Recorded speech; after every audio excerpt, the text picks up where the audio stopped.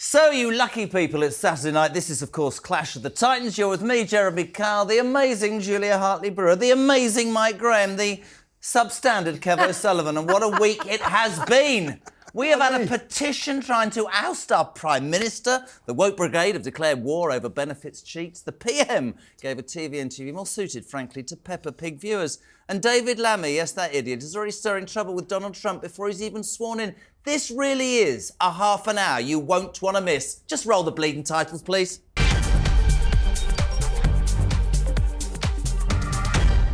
And so, the big question for me, did you sign the petition? Not the one calling for Owen Jones to be banned from going within 15 feet of the keyboard. I'm talking about the one demanding an immediate general election. This garnered 2 million signatures in 48 hours and begs the question for me, has the government ever had a worse start than this? They've frozen the poor old pensioners. They're causing inflation and unemployment with the jobs tax budget. We've got a two-tier justice system. They're deliberately winding up Donald Trump on trade, whilst, yeah, that was good, scrambling to give away the Chagos Islands before he even gets sworn in. Then, this week, yes, Starmer tried to soft soap us on this morning, on the sofa. Even that didn't work. Even Andy Peters has worked you out. Keir Starmer couldn't be any more unpopular if he had a part-time job as a traffic warden whilst moonlighting as a Prince Andrew impersonator. Thank you. We've even got his Chancellor, Rachel Thieves, keeps blaming it on the Tories and their £22 billion black hole. But guess what? Like a bloody CV, that doesn't add up either. And that's his biggest problem, and why millions of you and maybe us signed that petition, because no bugger trusts you, Keir Starmer. I reckon, could be wrong, team, it's about time the British people started to have their say, and he started to listen. Julia, the petition, what did you make of it? Well, I spoke to the publican who put it up, Thursday week ago, just to put it up, and it was a very fair point. He said, I want there to be another general election because the Labour Party were elected on policies and they've betrayed those policies. That wasn't what they said they would do.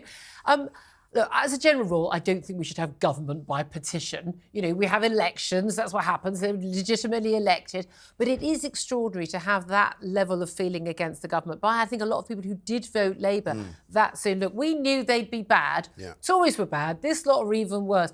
But, other than, we have to be honest, other than Liz Truss's government, which... it fell. She literally fell after 49 days, along with her Chancellor. So that's actually worse. But within a matter of weeks, there were question marks about this government. We had the winter fuel allowance announcement. We had the farmers' tax. Everything in the budget. Rachel Starmer's CV. The whole, freebie gate saga as well. The Sue Gray scenario as well. Do you have a chief of staff or don't you? Every single thing that can go wrong does go wrong. And it's not just the PR. It is the actual policies. It is their knowledge of policies. Even when they announce things, and we'll get on to this, like benefits reform, they announce, we're going to have a review. She's doing your voice. We're going to have a commission. Yeah. It's so painful. They are so unbelievably, they love a commission, don't they? Abjectly incompetent. Yes. But guys, what I think's really interesting is that, by the way, that ain't going to work because the King ain't going to. I have call after call. The King needs to call him in. It doesn't happen. No. Constitutional monarchy. Why do these people think the King rules? Not good. Well. The King does not govern us. They've got to get that through their heads. I would rather address the 44% of the British electorate that didn't bloody well turn up to vote, because Keir Starmer had 34% of 56%, which means a large number of people did not vote. More than 56% of people voted. No, they didn't. Yes, they did. It was 56%, wasn't it? No, it wasn't anything like that. What was it then? It was much. I think it was high 60s. Yeah, it wasn't a bad turnout. It was an averagely normal two-thirds, right? Yeah. So I'm simply saying then, all right, I'll stand corrected in that. I do think people that don't vote need to be very careful. But I think most of us knew people should be required to vote. Yeah, that's a good point. I think most of us knew what was coming. This is a pure socialist government. We are stuck with them for 4.5 bloody years. They've started appallingly. It'll only get worse. But we might not be stuck with Starmer, though, because the thing about Starmer is that it's going to be very difficult to get Labour out unless there's some massive scandal, which means they have to call an election. I still think there will be something like that. I can't explain why. You? Yeah, I just still think there's... What about Rachel Reeves surviving? I don't think she survives either. Now. I think she goes before he does, but I think he will eventually go as well, because there's nothing that he seems to do that seems to be led by anything other than, stick your finger in the air and see which way the wind's blowing. It's very, very reactive and not proactive. It's also very ideological. Everything they're doing is about punishing somebody. You know, it's not about creating a better world. And now we're stuck with Morgan McSweeney. Their whole shtick is about taking money from the private sector and giving it to their beloved evil public private sector. sector. Yes. Dreadful. The greedy. Build a business, you are scum. It's socialist ideology, and the reason I think that they will, I think even Labour will realise. So I just got kicked then, by the way. I moved my leg and I've kicked Can I speak, please? Did you ever see a move that quickly? I'm making a serious point, and you two are kicking each other. I think even Labour will realise that Starmer is a lame duck. I'm going to disagree with you. You know, what little chance they have of winning the next election will completely disappear if he's still in charge. I don't think they care about the next election. I think they get rid of him because I think there's even more socialist ideology within the Labour Party. Seriously, I don't think they care. Who was the alternative? He was the best that they had. Yeah, but don't you think we've seen through, though, what he was purporting to be? Because he tried to present himself as this kind of very thoughtful, lawyery guy. But he said nothing. But he actually isn't very thoughtful. Not when he ran for the leadership in 2020. But I'm talking about when he was in opposition. He was leader of the opposition, and he was constantly pointing to the Tories' chaos and how they were going to be the grown-ups, they were going to be back in charge, and they were going to lead us all over this amazing hill to prosperity. Well, instead, he's taken us down into the valley, where it's even darker than it was up there. I don't think we actually stuck in the undergrowth. What he thinks about anything. Because I've always had this debate in my head, like, is he this sort of hard lefty and he's pretended... I think he is. He pretended to be Mr. Moderate. Or actually, is he Mr. sort of Blairite moderate, but he pretended to be lefty to try and get elected to the Labour Party leadership. That. I don't think we know. I don't think he knows. I think he's an absolute empty vessel. I think he's very left-wing, but he's too thick to be left-wing. I think Julia's right. I think he's a moron. I think that glass... No, he's clearly highly intellectual. Is he? But he doesn't think on his feet. I don't think he's intelligent. He hasn't got a sharp brain. I don't agree with you. And he doesn't like being criticised. He gets so I think he's thick. Very emotionally very clipped. I think that anybody could have won that last election. I think it was that old Ming vase thing we talked about. Don't say Jack. Suddenly the British public are going, hold on a second. He didn't say he was going to... He doesn't give a damn. But I actually am sort of with you. But I think that the Labour Party will get rid of Keir Starmer before the end of this 5 years. But I'll tell you one thing. If people don't wake up, and whether it's the Tories, whether it's Reform, I'm not even going to talk about the ridiculous one led by a man in a jumpsuit. The Labour Party, if they carry on like this, will not be elected for the next 25 years in this Remember country. this about this petition. After Brexit... Have you signed it? No. Did you sign it? No. Well, there's no point in signing. It won't have any effect. After Brexit, there was a 6 million strong Remainers petition to say reverse this decision. True. That was mildly Carol effective. Vorderman made that point this week. So you know, it's not government by petition, but I think we've never really seen this before after a general election. No. So to dismiss this petition as insignificant, I think is wrong. Yeah. I think it is an extraordinary display of dismay with this government on a national basis. And by people who often will have voted Labour. And it was dismissed at periods by Keir Starmer as, oh, look, this will just be people who, who didn't vote Labour anyway. Well, he thinks most of them are bots, doesn't he, as well? Which shows you how but it proves knows. what a tribalist he is. Because, everybody who signed that petition, they're not Labour voters. Well, I've got news for you, Starmer. They did vote Labour. But he sees like I'm Keir Starmer. But also, he's going around offending so many different people, isn't he? Because it's not just, the farmers, but, elderly people, again, people who are the children and grandchildren of elderly people. That's quite a lot of us. We're talking about every single different policy, when it comes to the industrial strategy, every employer, everyone who's going to be impacted by national insurance for employers going up, which is going to impact people's next wage rise, getting a job, possibly losing a job. Spoke to someone on my show this week who said, that his son had just lost his job, but the employer said, last in, first out.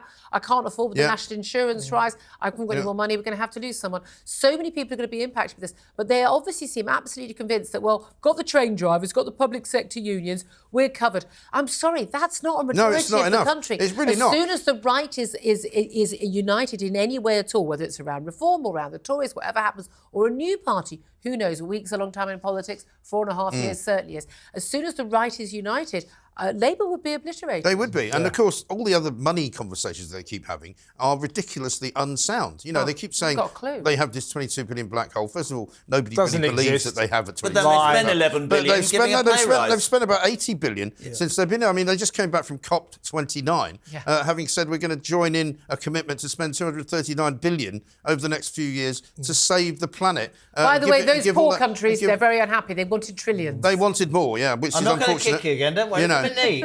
But you know, all of the monies that they're attempting to bring into the Treasury are minuscule. And also, Robert Reeves, or Rachel Thieves, as she's called. If you watch it, I watched it this week. I didn't have the sound on. I was in the studio, and it was the CBI thing. She's beginning to look like she's caught in the headlines.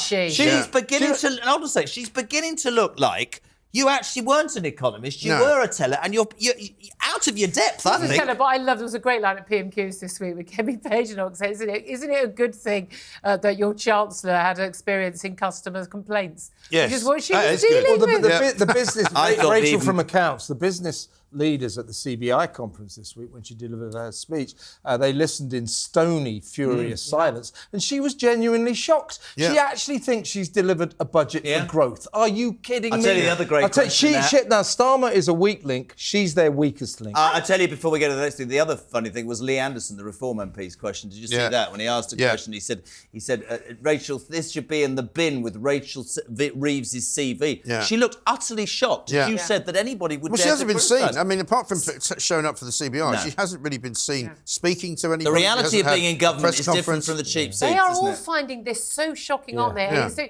look, we're equal opportunity critics of politicians who get it wrong, but it is fascinating. They obviously thought, oh God, we're going to come in. Also, we're going to have the civil service on our side. We're going to have the media on our side, which they do on both counts. Media, and the public, of course, by the way, they live in echo chambers in social media in their worlds. They genuinely don't meet people. They dismiss anyone who disagrees with them as a bigot and far right. So they don't actually talk with people who disagree with them. Whereas most of us would have plenty of friends and family who have many different opinions. And they've been utterly shocked at the reaction from people. Yeah. It's completely blown their mind because, remember, they're the nice people. They're the nice people. They're the nice people, but they don't represent the working classes anymore. But you say, Julia, that you think Starmer is intelligent. I mean, he's not a complete idiot. However, you want to see an intelligent politician who wasn't necessarily projecting policies that would be popular. That was Tony Blair. A clever guy knows how to communicate with the electorate, knows how to talk to people. This guy is an automaton who has no idea. Yeah. Therefore, I reject your notion that he's clever. He's got another Theresa May in him, I think, which is just, ask me a question I've learned the answer to.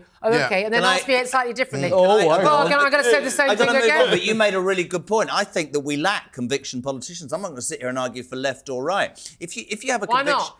Because if you have a conviction politician, say Thatcher, say Blair, who believe in something, I think he's a vacuum. I think he reacts and doesn't have any clue that's why our politicians need to go to focus groups to find out what people think. Right, we're moving on. We move to the lady who dominates always, Julia Hartley-Brewer. I'm going to kick you again. About? Yeah, what do you mean what you're talking about? I want to talk about benefits. Benefits is, this is the thing. We know that our country is in an absolutely dire financial state. We've got massive, massive debts. We've got huge level of taxation, but really rubbish public services. One of the reasons for this is massive interest on debt. So the other big reason is we are forking out a huge sum of money, paying people who are not actually working, who are of working age. Just ignore him. It's the best way of dealing with him. I've found that. It's like dealing with a toddler. It's the only way. I'll kick you again. You kick me again. Things are going to get very tasty here. Seriously, stop kicking me, Jeremy. Anyway, so we're in this situation. We've got to deal with it. Now, the Tories got us into this mess. Well, every government has got us into this mess over the years. Labour said they're going to get us out of it. And we had this announcement from the incredibly patronising, slow-speaking Work and Pension Secretary Liz Kendall talking about how they were going to tackle the benefits problem. And there was nothing in it at all. No. A youth guarantee, getting young people back to work or in training, or penalties with your... She wasn't quite clear about what the penalty would be. By the way, that's already in existence. They're going to rebrand job centres. Big deal. Brilliant. Right. Let's give some money to some people who make signs and do heavy note paper. Brilliant. And what are they going to rebrand them as? Well, exactly. And an app. There's always an app. There's always... Get Matt Hancock to do that. Give him some work. I don't know if he's got any at the moment. He hasn't. But the key thing is, the biggest biggest issue we've got is a whole load of people, particularly young people, who are no longer working because they claim they are off sick. Now, if you go on the sick as opposed to going on the universal credit, you get more money and you get left alone. No one pesters you every week. Can you look for a job? Have you looked for a job? And it's a great deal. But we have millions of people, far more than any other Western nation, far more since COVID, far more before then, who are claiming to be off sick. And it's always, it used to be backache, didn't it? That was the old one. Yeah. And it was stress. Now it's anxiety and depression. Yeah. And people basically, to all intents and purposes, signing themselves off, GPs going, yeah, fine, and they never have to work. We've got an ageing population. We are massively in debt. We need people to work, to pay taxes, to contribute, to pay for stuff. We also need to not be paying out for them.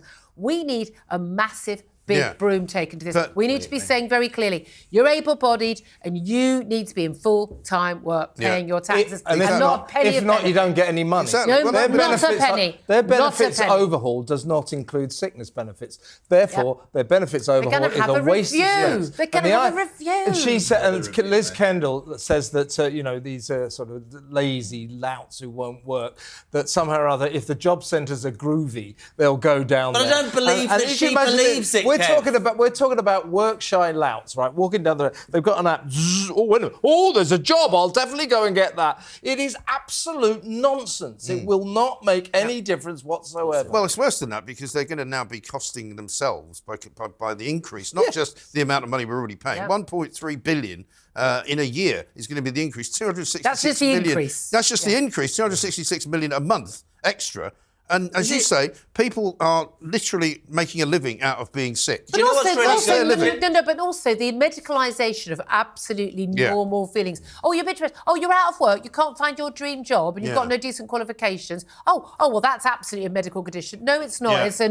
It's a Norman Tebbit moment. How about Get this? on your bike. Get a job. The jobs are out there. We know that because people are coming from abroad every single day and getting a job 20 minutes after they get off the plane at Luton. Yeah. It's really quite disturbing. This is typical of left-wing regimes that they want to medicalise the nation. You know? So it's like, you can't work, have some Ozempic. Yep. Have these pills to stop smoking. Instead of putting the pizza down. Stop giving us drugs. Stop giving everyone drugs. How weird. How weird. It is. The medicalisation of society is really very, very, very strange. And of course, it costs a fortune as well. You know what doesn't cost a fortune? So the Ozempic thing, just eating less food. Yes, exactly. Go on a bloody diet. Yeah. I will say this. I think you're absolutely right. I think it's extraordinary to think. I used to be told that the jobs like hospital porters and all this, we can't find people to do it. This is why we import people to do it. It's very simple to me. I said it this week. If you take 2.8 million people, did we say yesterday? Yeah. Let's just be really generous and say 1.8 million disabled and mentally, and there's 1 million people that don't work, that we're paying taxes for them to sit on their backsides. I want them to give something back because it's costing me money. Why can't they be forced to go and do their jobs, or their benefits are ceased? That is perfect sense to me, but we daren't do that. You're dead right, by the way.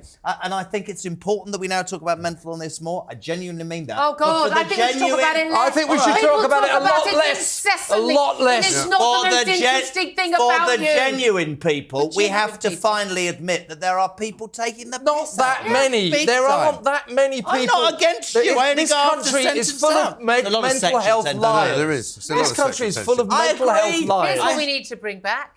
Shame. People should be ashamed not to be a contributor. There are people here, there are people who are, in a wheelchair, people who are blind, people who have severe mental and physical health disabilities, who go out to work every single day, who do everything they can because they've got a massive self-respect, they've got pride, they want to make a contribution, and they know it's better for them.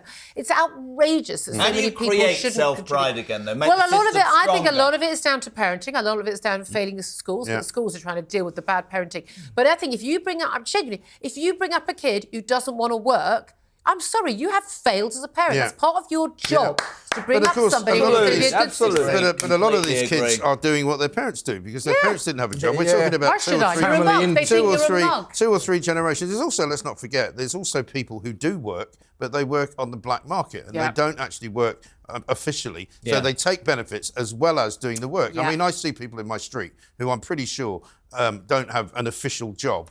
but they're working, and yet they're always around. You know, they seem to have plenty of money. Sounds like Kevin O'Sullivan. Doesn't it? Yeah, well, He hasn't got a job. Always around, lots of money. Yeah. Great Deals chat, right. Works in the black market, yeah. Do you? Yeah. But it is very a much massive. so. But again, there's this middle class, and it's particularly on the left. But the Tories have been just as bad about this. This sort of awful sort of hand rigging, sort of but you don't want to say this about people, and it's a very patronising attitude. And it's particularly patronising towards working class people. This idea, they're poor, and therefore, sod you, hard-working, aspirational working class families who do everything they can for their kids, who work really hard in frankly, quite often quite unrewarding jobs. Do the right thing, and you push their kids to do well, and they patronise them by saying live next door to someone who just bugger all day for the same money. We need much less awareness about mental health and much less awareness about climate change. Then this country would be a better. And a lot of those people you're talking Final word, about, Mike, a lot of those people you're talking about, of course, send their kids to private school and they save up and they get a second job and they put there. Now they won't be able to because it's too expensive. Workhouses might work. All the private schools are closing because of VAT. I don't think we should wipe the arse of people who make up reasons not to go to work. For me, it was intrinsically part of how we were brought up, and completely with you. You had to go. My kids at 16 have to go and get a bloody job. That's the way it is. Got to go to a break. Coming up next, though, brilliant. The PM on This Morning. Even Andy Peters sussed him out. And David Lammy, is he stirring trouble at Cross Ponds? Stay there. I'm coming back in 3. I'm off for a wee.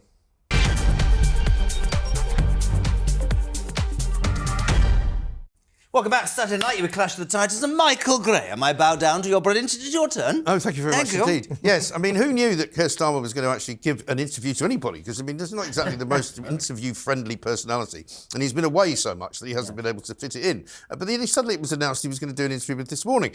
And you thought to yourself, well, you've seen people doing Holly Willoughby, as it were, and also Philip Schofield. That came out wrong. Sorry, you know what I mean. And so now we've got Cat Dealey and Andy Peters, which is a bit like, as somebody pointed out, Keir Starmer going on CITV. You know, it's kind of 2 children's presenters, and I know they've done other things as well. But should we have a look at what Andy Peters had to say to the Prime Minister? This is amazing. Crack on.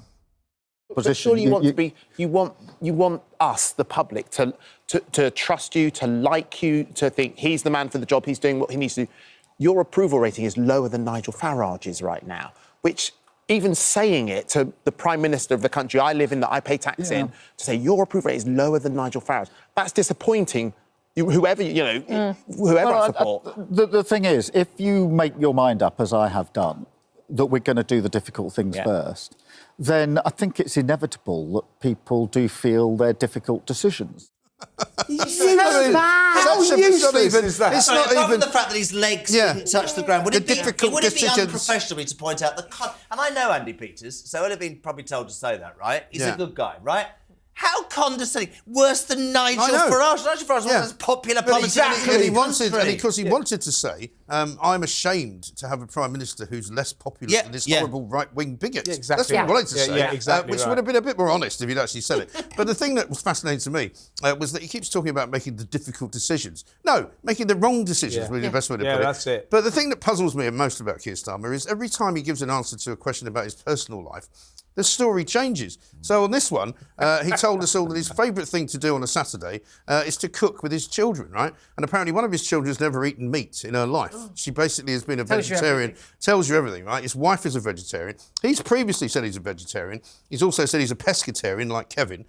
He says one of his signature dishes... Just a pest. Right, it's just a pest. One of his signature dishes is tandoori salmon, which sounds hideous. I don't know why you would mix tandoori and salmon. Yeah, well, you're a pescatarian. But he then said... And this is now disputed because these people came in afterwards. And he then said his favourite dish to make with the kids was a ham pasta bake, right? And everyone went, hang on, I thought you were vegetarian. And your wife's Jewish. And your wife's Jewish. So how does that work? With lobsters. Then they said, no, he didn't say ham. And I've watched it back several times. We haven't actually got that clip. And he sounds like he's saying ham pasta bake. They say he's saying handmade sauce pasta bake. Yeah, that's right. Who says handmade sauce? Nobody says handmade sauce. I mean, it's the handmaid's tale. Handmade sauce. It's homemade sauce. It's not handmade sauce. It's just incredibly bad, all these things. And even on that sofa, you can see there's obviously the longer extended clip. And he's doing this big sort of Victor's grin. Yeah. And then they turn away from him. Of course, the camera's still on him and he says this. Yeah. He's just got the green He's is not gone. natural at all, is he? There's nothing organic or That's authentic because he's about not, him. Yeah, that's what we were saying earlier, Kevin. He's not got that. He's like He's got no emotional intelligence. common And that, touch. you can tell when British Prime Ministers, British politicians are in big trouble in terms of their image. They do two things. One, they go abroad all the time. He's been abroad 15 times since July. And two, they go on to This Morning. That's bingo. He's in big doo-doo. And yet someone think so, like, genuinely? no, but Oh, the yeah. likes of trying to get you stop kicking me. The likes of Tony Blair and David Cameron, they were very, very good at this stuff. They're really good at sort of coming across as a pretty straight kind of guy. Absolutely. I remember all the years I was political editor, we would have like, toughest PMQs yet for the Prime Minister. He's got to face down this or that. And he would just absolutely knock it out of the park because he had that gift of the gab. He was able to bring people with him. And he, again, had that emotional intelligence. Yeah. David Cameron and Tony Blair, on a one-on-one, absolutely, utterly charming. Actually, Gordon Brown, not good in front of the cameras. Nice guy in very public, good one-on-one. But this is the thing. When you see Keir Starmer, he just... There's nothing, as you say, there's nothing there. He doesn't know how to do it. And he gets tetchy if you gets very disagree with tetchy him. and if you disagree with him. And also, how can you get to be the leader of a political party being that useless at actually talking to people? Look at the others. Look at the alternatives. Yeah, but look at the way he talks even to the public. You know, one of the reasons he doesn't like to go out and meet the public is because they start heckling him. He went up to Doncaster races, they're all shouting at him, you know. And so at the end of the day, Somebody he knows. shouted, I'm going to give you the truth here. That was the first month. Somebody once shouted that at me, and before I could respond, the bloke next to him said, "It's a shame your father wasn't." Yes, very nice. I still Thank think you. it's the greatest line quite ever. funny. It's a Very good one. good. But I mean, this is the thing. And so this is a guy who can't speak very well in public. He doesn't like answering questions. And why does he even want to be Prime Minister? There's I nothing and I don't think he's enjoying it. He looks like a man who's not enjoying it. Struggling. He looks like there's no connection. It looks like it's, as you said earlier, there's no plan. It's all made up. He's governed by focus groups And they've had people. years to prepare. And this is, let's just accept the inevitable. But they're the guy shocked is by out the of his reality. depth, isn't he? Yeah. And it just symbolises how crap the Tories were that this man is our Prime Minister. But you all know this, Julian. Westminster, the gossip rumour mill there, is a buzz with the fact that he is hating every minute of this job to his complete shock and dismay. And there are serious rumours going around that he is considering his future. Really? Because he's abject not, nonsense. but he's not enjoying it. He's Abject hating, nonsense, he's hating, Sullivan. He's hating every second. It's a really hard job. But you can Come back to me next week when he you can see quits. that there's some people, they kind of grow into the role, and He's growing out of it. You know, and for some, the sort of the weight of office sort of pushes them up, and for some it grinds them down. And you can look at him. He's ground down. We saw Theresa May was the same, just couldn't handle it. You need to, if you're going to go into government, you're dealing with the sort of the weight of the the civil service, the 24-hour rolling media, social media, and all the competing demands. There are 25 decisions you've got to make every single day, and some of them, as a former Prime Minister said to me, some of the decisions you're going to get wrong, but they still need a decision. You have to make that decision, and a lot of people are just ground down by that. And if you've got to know what you think. You need to have values. You need to know what you want to do. You need to know why you're in office. Otherwise, you are just going to be sort of just shifted by the waves as they go every single day. Another massive fault of this government, this Labour administration, this socialist government, insofar as it is well known that when, to their horror, Trump won the election, Starmer and his gang, they got together with the civil service and all those Whitehall mandarins and people like Jonathan Powell, those old Labour dinosaurs, and their diktat to themselves was, we must use this transition period as well as we possibly can. In other words, what they set out to do, and they are doing, is to try to undermine Trump as much as they can before he comes into power on January the 20th. First of all, he was furious, Trump, with Starmer and Lammy saying that the International Criminal Court's arrest warrant for Netanyahu and his defence minister was, that we respect the independence of the ICC. Well, they're not independent. They're hooked up to the United Nations. They're a joke. United Nations, of course, condemns Israel as a hobby about 5 times a week. They hate Israel. So Trump's furious with them about that. And then he also also echoing Biden's view, to be fair, don't give the Chagos Islands to Mauritius. They're hand in hand with, they're in China's pocket. What did we learn this week? That Jonathan Powell, who, has been a sort of Labour Mandarin guru in the background since Blair's years, he's a real dinosaur. He's in the Chagos trying to negotiate them away to Mauritius underneath Trump's gaze. And Trump is furious. So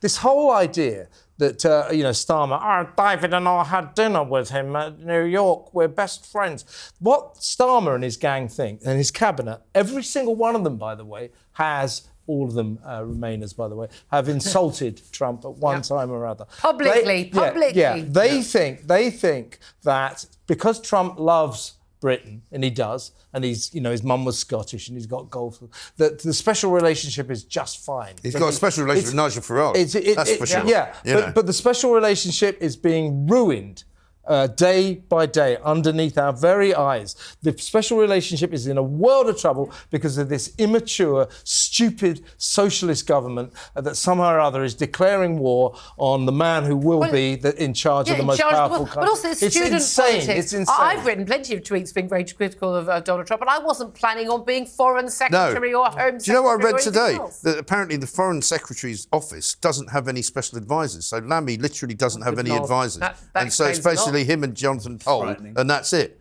Nobody else. It's just... I don't think they're actually deliberately trying to undermine Trump. Oh, I think they are. They are, mate. They are. No, they're not, mate. I don't think we should be a lapdog.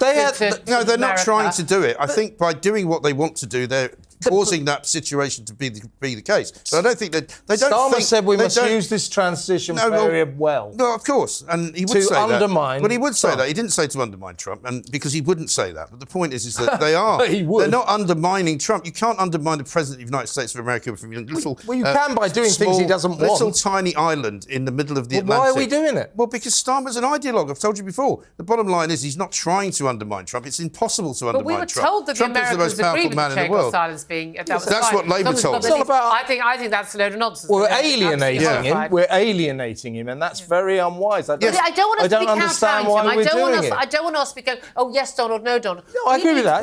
But we need a government that looks after British national interest. That is the job. In the same way that he's going to be going, Donald Trump, American national interest. This is what governments should do. And where they align, you work together. And where they are not in line, you make a choice about whether you need that economical military alliance more. Trump is going to play with them. At the end of the day, Trump's going to do what Trump's going to do. He'll get the Chagos Islands back. Trump is going to play with them, right? Trump doesn't give a stuff about Keir Starmer or the British government. No, he but he exactly.